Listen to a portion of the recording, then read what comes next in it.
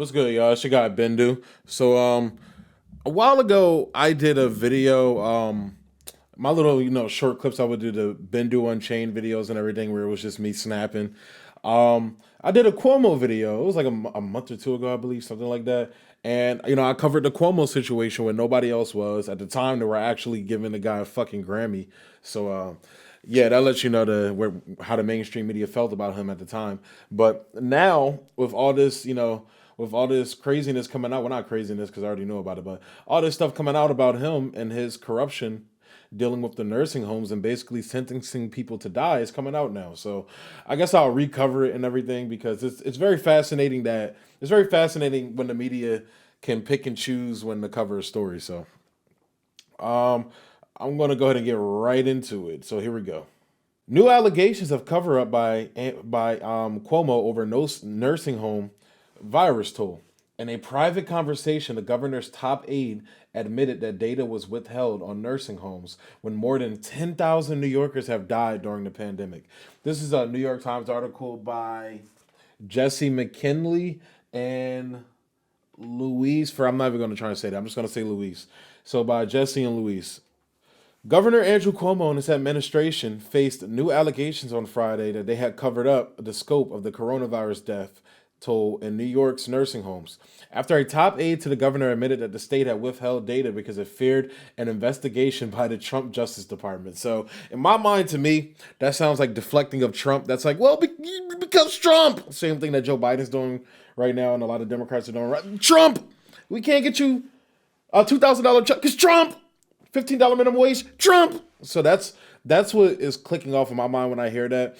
Because look, I understand that, at the time, definitely Trump was not fucking with Cuomo and shit like that. I definitely understand that.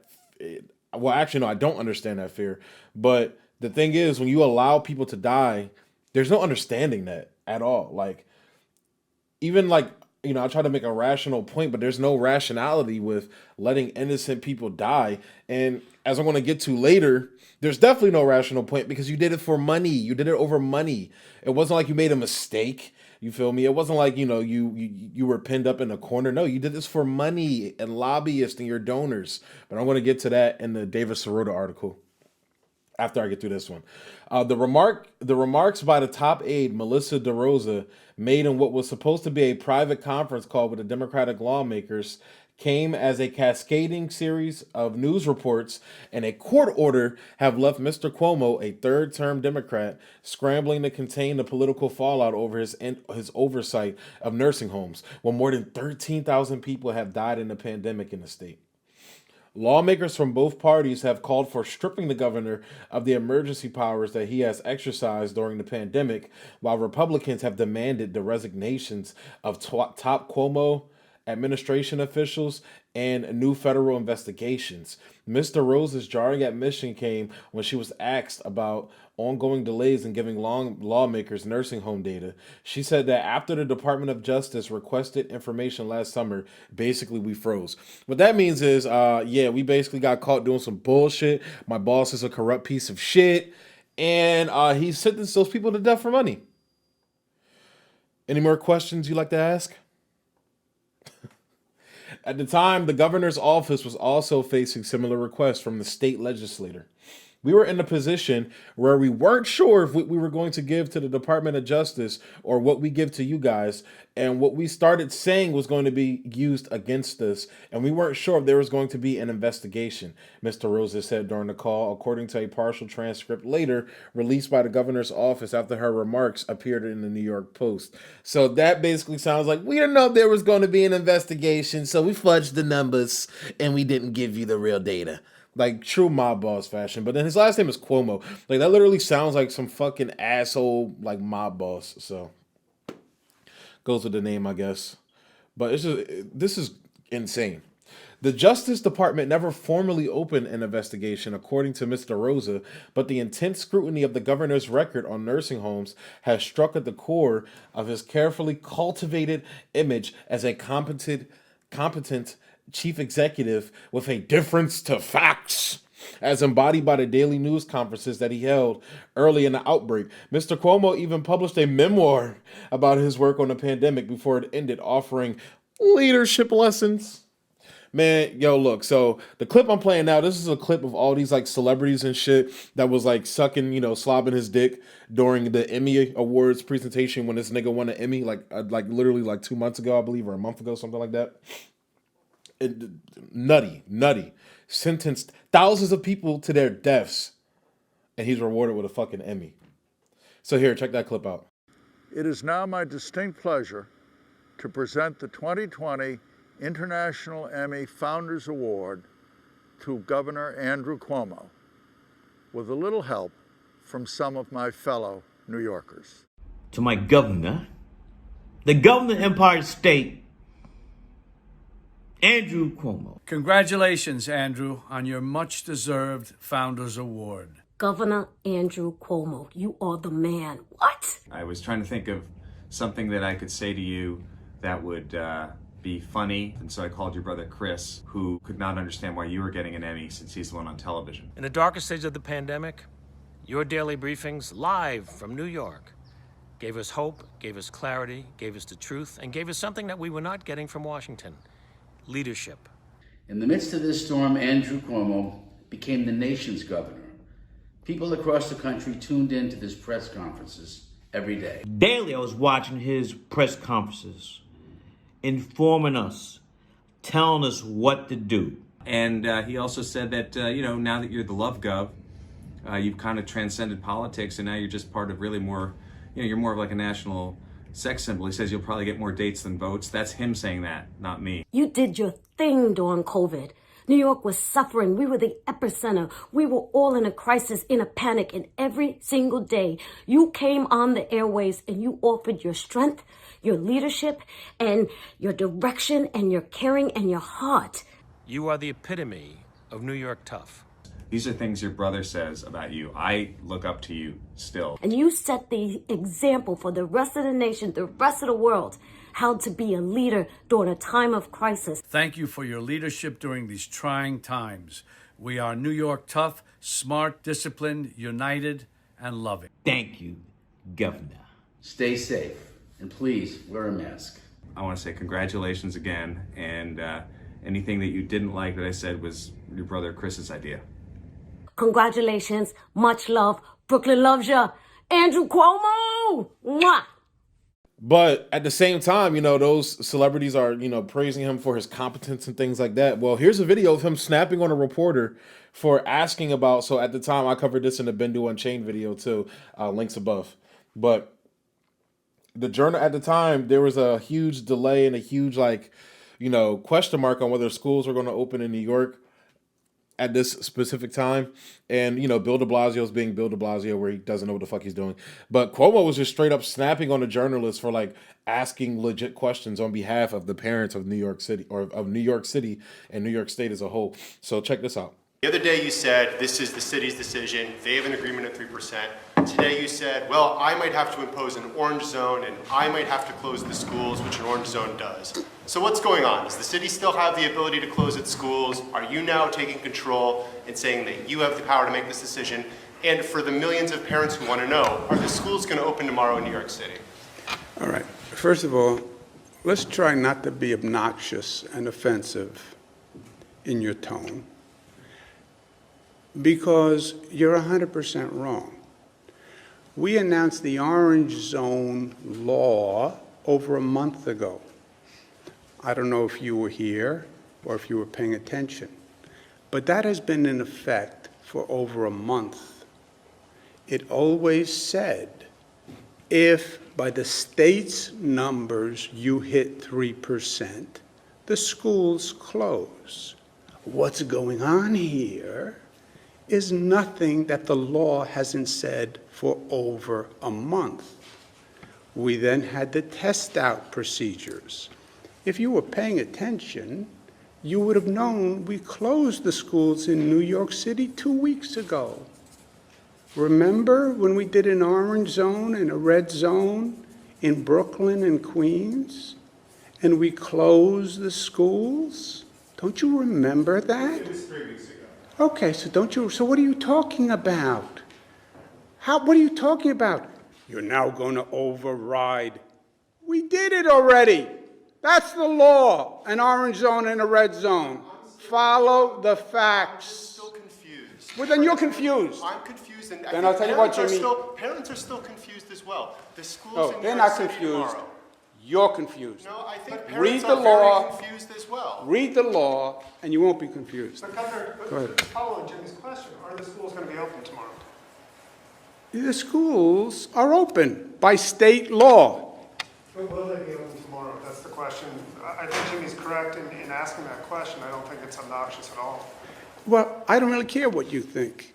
So that's the cultivated image of a competent chief executive, a guy who snaps on reporters as soon as he's asked a question. But as I'm going to show in the video later from Rising, this isn't new for him. So the continuing questions about how many people died in nursing homes threatens to overshadow Cuomo's legacy. Just 2 weeks ago, the state's attorney general, Letitia James, who has been an ally of the governor in a damning report, accused the Cuomo administration of undercounting coronavirus-related deaths connecting to nursing homes by the thousands. Democrats, both in the state Senate and Assembly, met privately on Friday afternoon to discuss whether they should curtail the emergency powers that have allowed the governor to set virus-related restrictions and give him full control over the vaccine rollout. No immediate action was expected. So this is just like another constant thing with a lot of these governors. As we know, DeSantis is doing his thing. I'm not trying to deflect on DeSantis, but that nigga literally sent like the police to go run up in a whistleblower's crib. Literally. And I kind of found it funny how like a lot of right-wing people tried to take it as her getting arrested for revealing that the deaths were actually like lower than they were, when she was actually revealing that the deaths were higher. Like DeSantis was, as well as Cuomo, was underreporting the deaths. So, and they ran up in homegirl's crib and shit like that. Like literally tried to. I think they arrested her in front of her kids and took all of her computer data that she was using to keep true counts of the COVID deaths and shit like that. So the United States isn't new to persecuting journalists. Like we're doing it to Julian Assange. We're doing it. We're doing it to Snowden, reality winner. We're doing it to, this is what we do.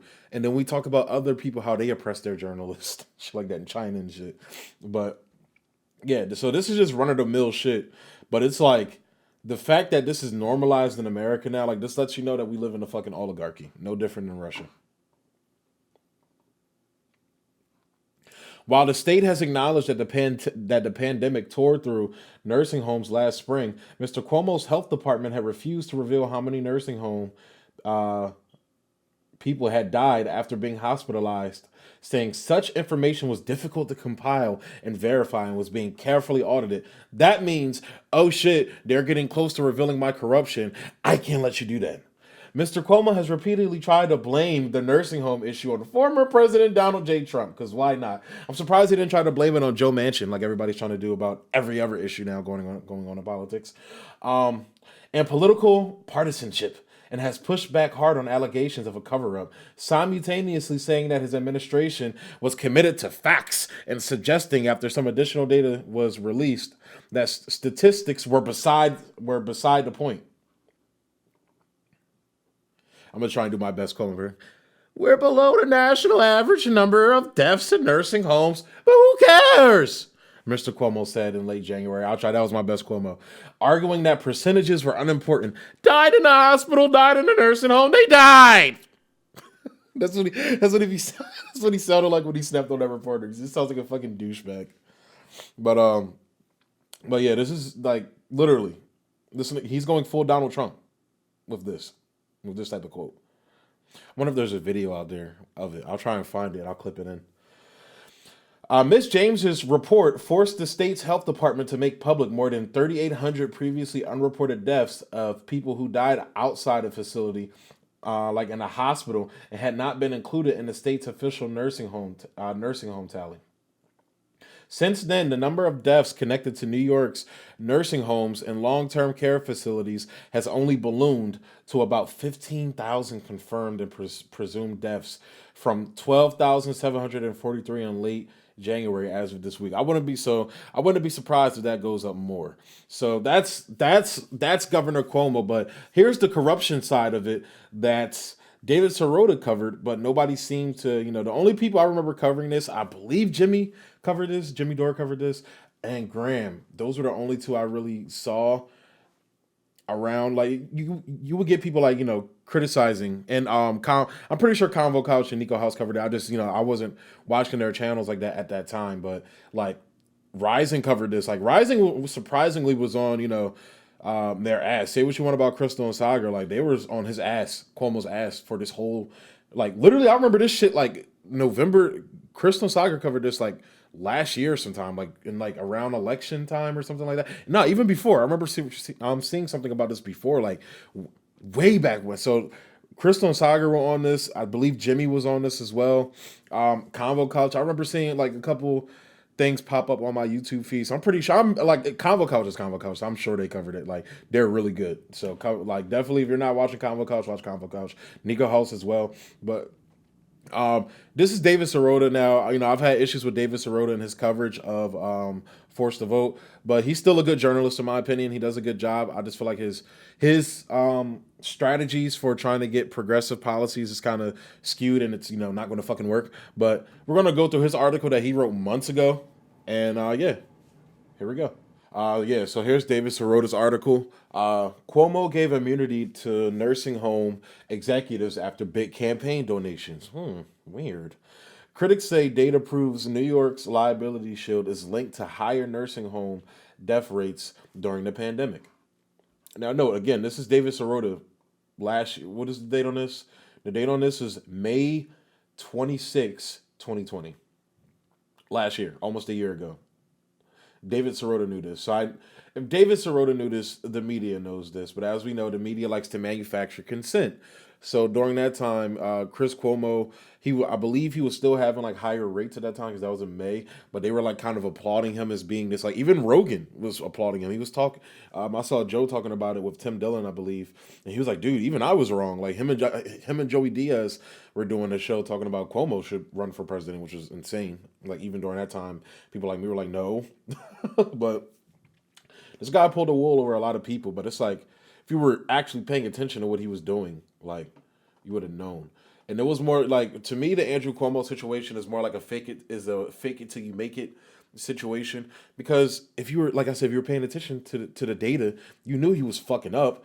But literally, he was just better than Trump. Literally, people saw him as better than Trump, which objectively, optics, yeah, sure. Like he's not telling people to inject bleach into themselves, but his actual numbers that he's putting up are still bad. So it's like, what the fuck? But I digress. As Governor Andrew Cuomo faced a spirited challenge in his bid to win New York's 2018 Democratic primary, his political apparatus got a last-minute boost. A powerful healthcare industry group suddenly poured more than $1 million into a Democratic committee backing his campaign. Less than 2 years after that flood of cash from the Greater New York Hospital Association, Cuomo signed legislation last month quietly shielding hospital and nursing home executives from the threat of lawsuits stemming from the coronavirus outbreak. The provision, inserted into an annual budget bill by Cuomo's aides, created one of the nation's most explicit immunity protections for healthcare industry officials, according to legal experts. And this is the guy all those celebs were praising, saying he was this good guy. This is him. But corruption started with Trump. Again, I digress. GNHA, and this is who that hospital lobbying group is, a lobbying group for hospital systems, including some that own nursing homes, said it drafted and aggressively advocated for the immunity provision. The new law declares that top officials at hospital and nursing home companies shall have immunity from any liability, civil or criminal, for any harm or damages alleged to have been sustained as a result of an act or omission in the course of arranging for or providing healthcare services to address the COVID-19 outbreak. So basically what that means is, hey, like if we happen to let a lot of people die, we're not held accountable. And we pay the guy to win the governor position to make sure that happens. Sorry, not sorry. Prior to the budget language, Cuomo had already temporarily granted legal limited legal immunity to doctors and nurses serving on the medical front lines. But the carefully sculpted passage buried in the state's annual spending bill expanded that by offering extensive immunity to any healthcare facility administrator, executive, supervisor, board member, trustee, or other person responsible for directing, supervising, or managing a healthcare facility and its personnel or other individual in a comparable role. That's just that's sick. So he was literally using they were literally using the whole frontline worker thing to get that through, and that's just disgusting in my opinion. Critics say Cuomo removed a key deterrent against nursing home and hospital corporations cutting corners in ways that jeopardize lives. As those critics now try to repeal the provision during this final week of Albany's legislative session, they assert that data proves such immunity is correlating to higher nursing home death rates during the pandemic, both in New York and in other states enacting similar immunity practices. Those deaths have occurred as Cuomo's critics say he has taken a hands off approach to regulating the healthcare industry interests that helped bankroll his election campaign. In March, Cuomo's administration issued an order that allowed nursing homes to readmit sick patients without testing them for COVID 19. Amid the allegations of undercounted casualties, the governor also pushed back against pressure to have state regulators more stringently record and report death rates in nursing homes. So that's him covering his own ass. So again, like Andrew Cuomo is a piece of shit, and this picture I'm showing now. I just want to hit it home again. This is from Letitia James's.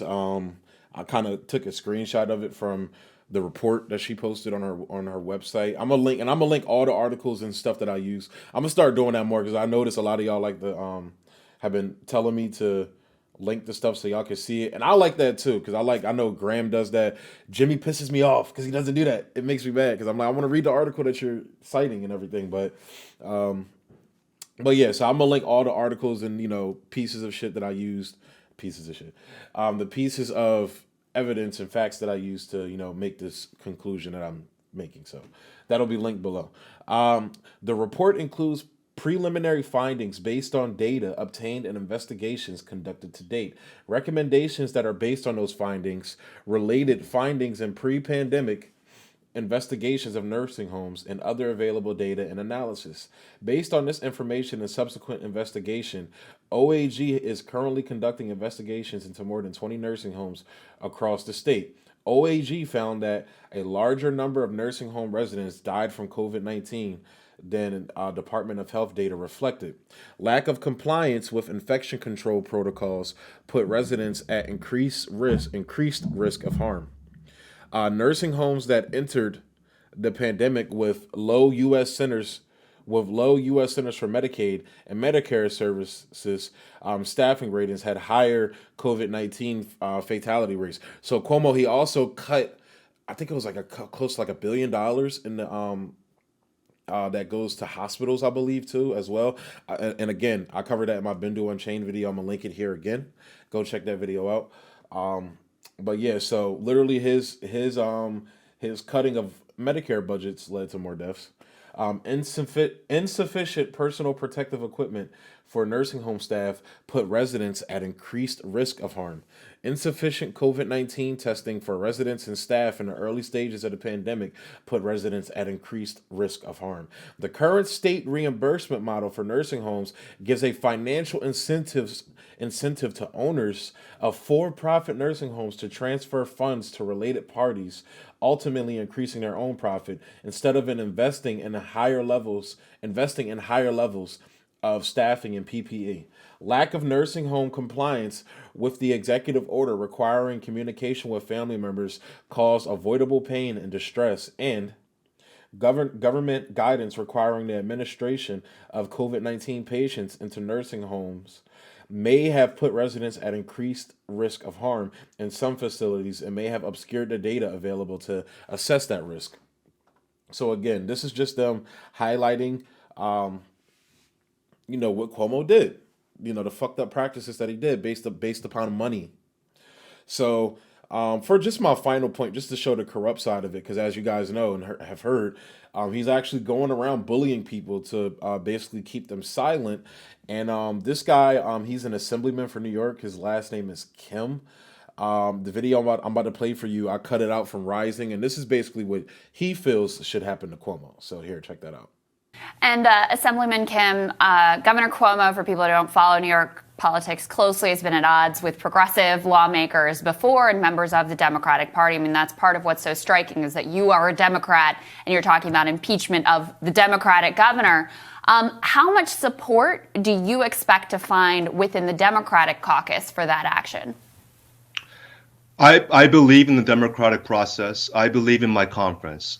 We are at this point at the point of repealing his emergency powers. I think there's consensus around that, but I'm trying to push my conference that we have to go further because his powers are expiring anyways at the end of April.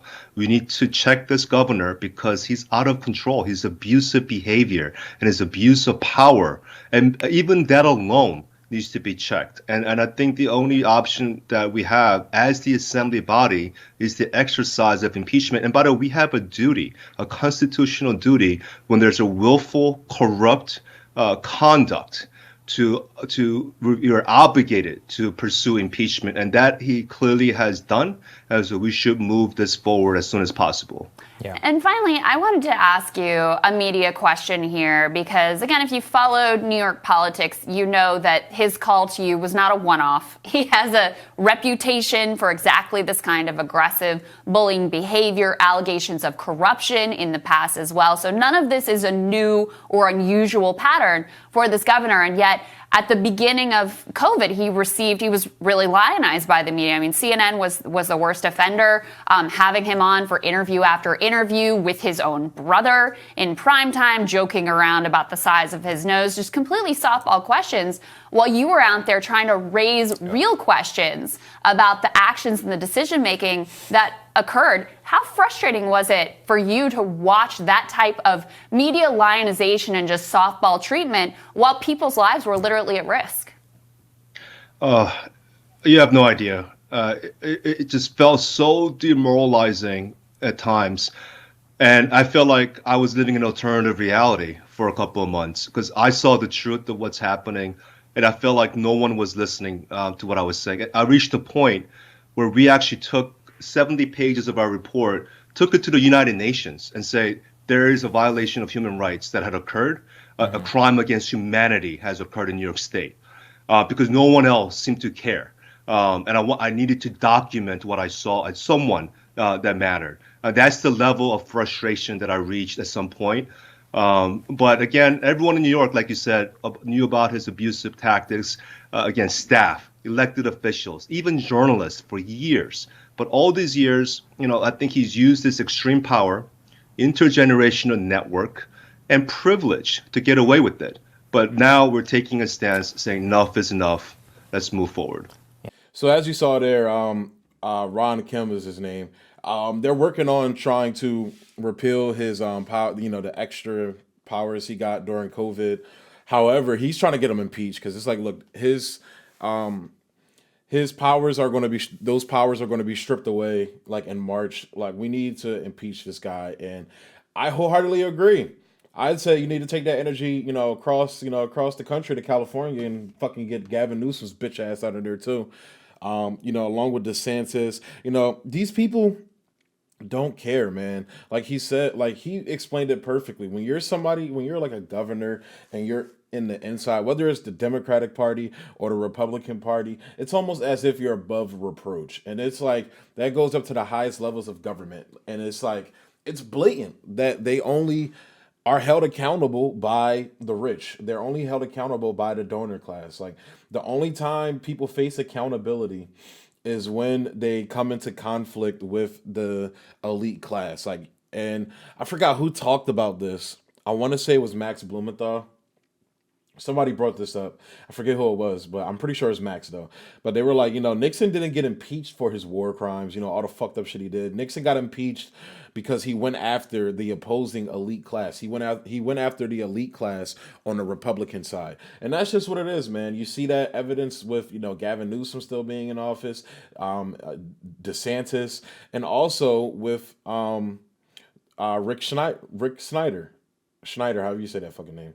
Fuck him. But the guy who poisoned the people of Flint knew he was poisoning the people, but did it for fucking money.